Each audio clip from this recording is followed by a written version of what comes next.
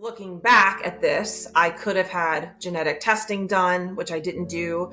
And I don't know why. Just I wasn't knowledgeable, I guess. Also, I think most young people have the mindset of it's not going to happen to me. I'm totally one of those people. Oh, it's never going to happen to me. I'm Lauren. I live in Pennsylvania. I was diagnosed with signet ring cell adenocarcinoma, colon cancer, in 2025 this year. I think if my friends and family had to describe me, they would say I'm outgoing, outspoken, full of energy, and resilient as of late. Surprisingly, I had no symptoms at all until February of this year. About mid-February, I started using the bathroom more frequently. And when I say more frequently, I let that go a couple weeks, but around March 6th, I logged the amount of times I went to the bathroom in a day, and it was 27 times. So between mid-February and March 6th, I was going into the bathroom, like I had the urge to, there's a lot of poop talk in this story, but unfortunately, but I felt like I had to poop all the time, like every hour it was a lot.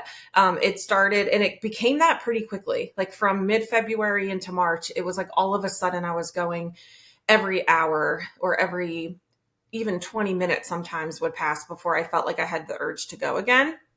And I would go into the bathroom and just a tiny bit would come out. So I wasn't like, I thought it was constipation, but some would come out. So I was like, oh, maybe I'm just a little constipated.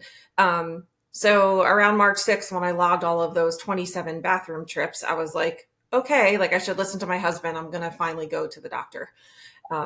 So I called my PCP and went in to see my PCP and described my symptoms. And, as a general PCP, I think she thought the same thing I did almost, which was just like, it sounds like you have constipation. She said basically to do remedies for constipation. So I took laxatives. I, did an enema, which was super fun with my husband. I tried to do, basically all those remedies and nothing really worked. It still was the same. So about 2 weeks later, I think it was, I went back to her and said, like, this is not working. It's got to be something else. And so she sent me for a CT scan. The CT scan came back as minimal constipation, just mild, and some inflammation. And so she prescribed prednisone for me and just said, let's see if we can get that inflammation down. So I was on prednisone for, I don't know, a week or I guess you would have done that 5 to 7 days or so. So I was on prednisone for, let's say a week. And at the time I was supposed to go to Clearwater, Florida for Philly spring training with my family. And it was just getting really bad, but I was like, I can push through this, can't be that bad. I'm probably just constipated is what I kept thinking. So, was taking my prednisone, went to literally get on a plane, and something told me like, I just can't do this. I had to pull over a couple times on the way to the airport and too many times. So my husband was like, you're not getting on a plane. So I sent my husband, even though he didn't want to go because he felt like he should stay with me. I said, you've promised these kids this trip with all of our family, grandparents and everything. So go see the Phillies, go to Clearwater, have fun. I'll take myself to the hospital right now. I'm sure it'll be nothing. It's fine.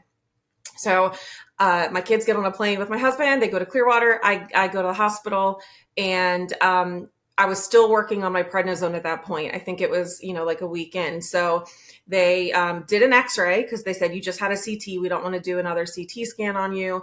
Let's do an x-ray. They did the x-ray and basically sent me home. They said, you're not showing really much stool in your, colon at all. So let's just send you home and keep taking your prednisone. You need to finish that out. It'll probably be better once you finish that.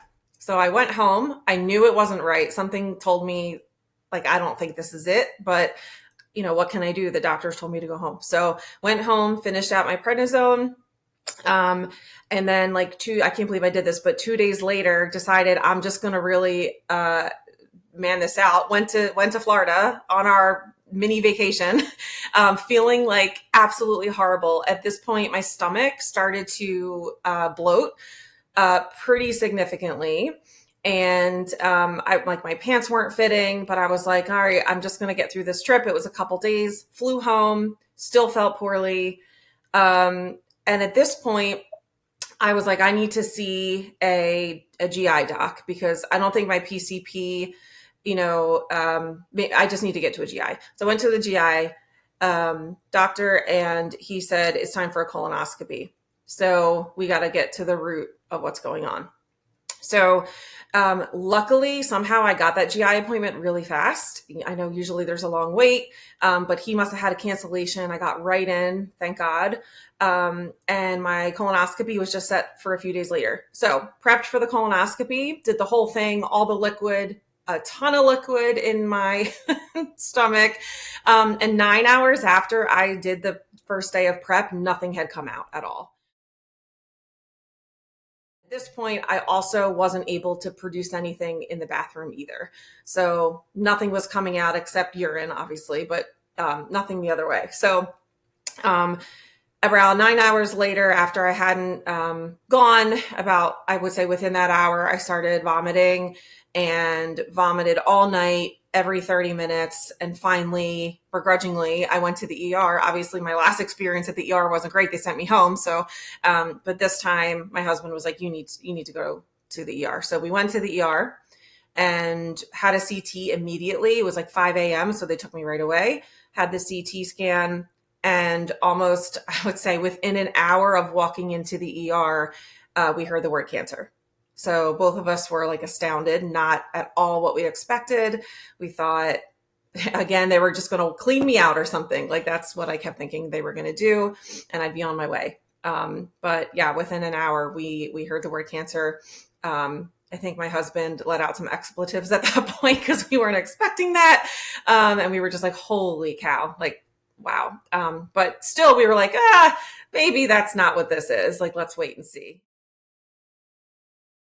They admitted me, and we were already talking about surgery to go in.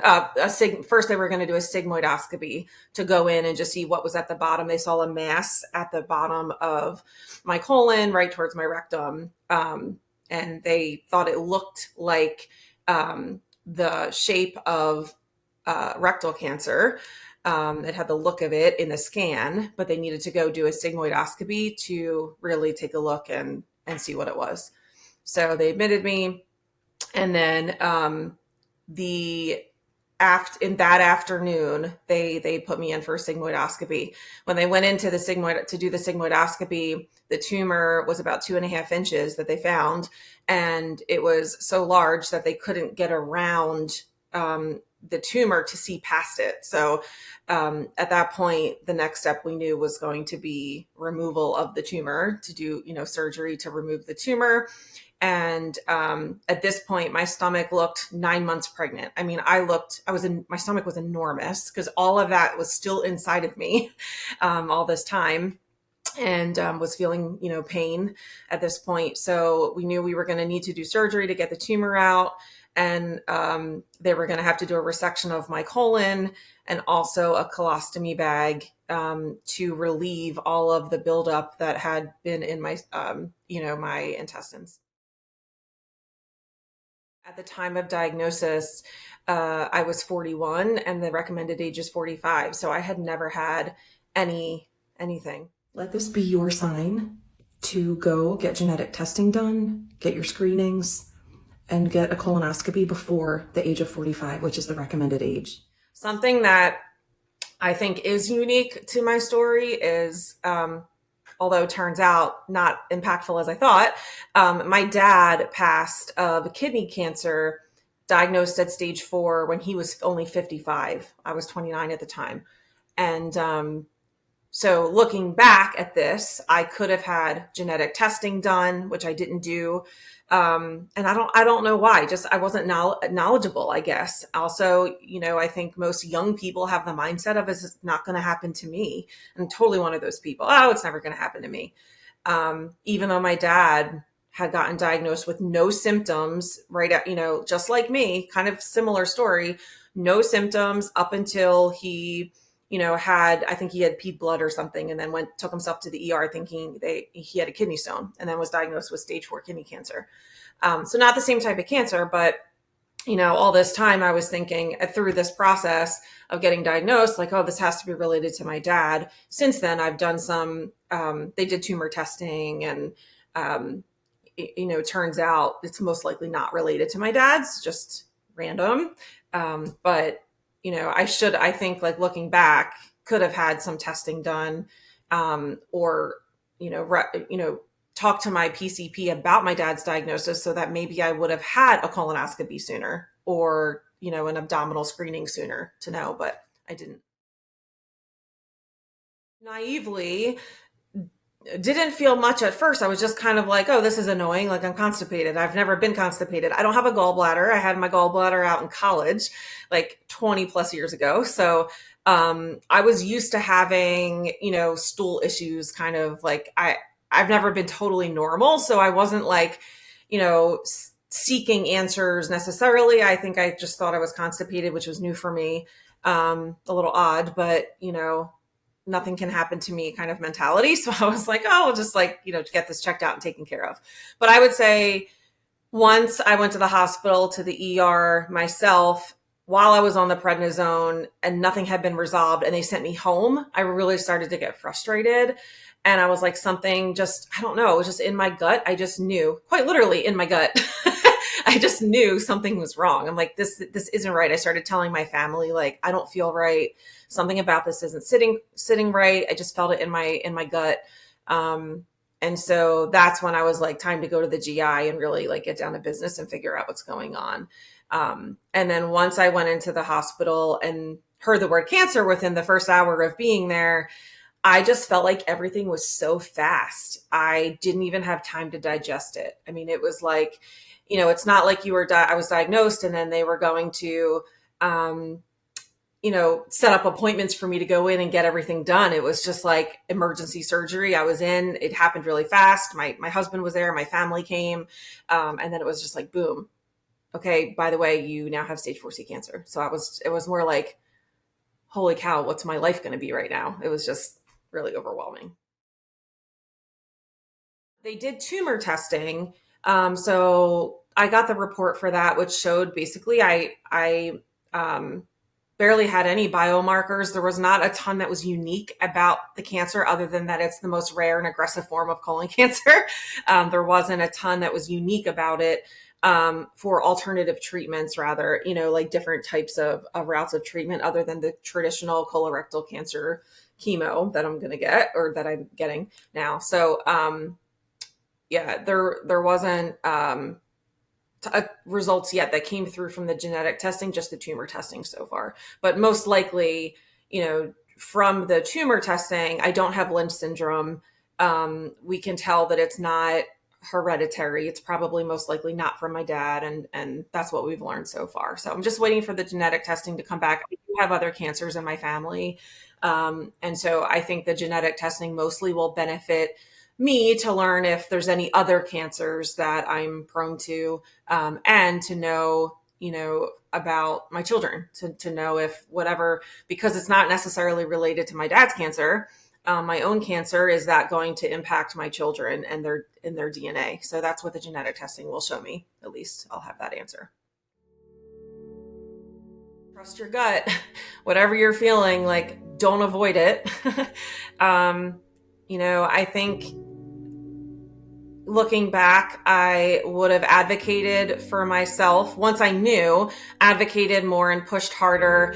I think I knew all along I should just start with the GI doc, but I just kept, waiting. I kept going to my PCP, just kind of like mulling, just kind of going through it a little more slowly than I should have. Not that it would have changed my outcome. At that point it was already stage 4C, regardless of 2 or 3 weeks that have passed. But still, I think advocating for yourself, trusting your gut. If you feel like something's wrong, go take care of it. Don't delay, because you could save your life, right? If it's months in advance, or, who knows? So I think that's important. And then also, get the screenings. If you are of age that maybe there is no genetic history for you, or but still, when you turn the age that you are, to get a mammogram or to get a colonoscopy, do it. I have so many friends that haven't gotten their regular screenings done just because they're busy, or their moms, or, and I think it's so important to get your regular screenings too. And then if there is cancer in your family, speak up, go to your PCP and ask what they can do to help you, start the genetic testing process to see if you are prone to those cancers.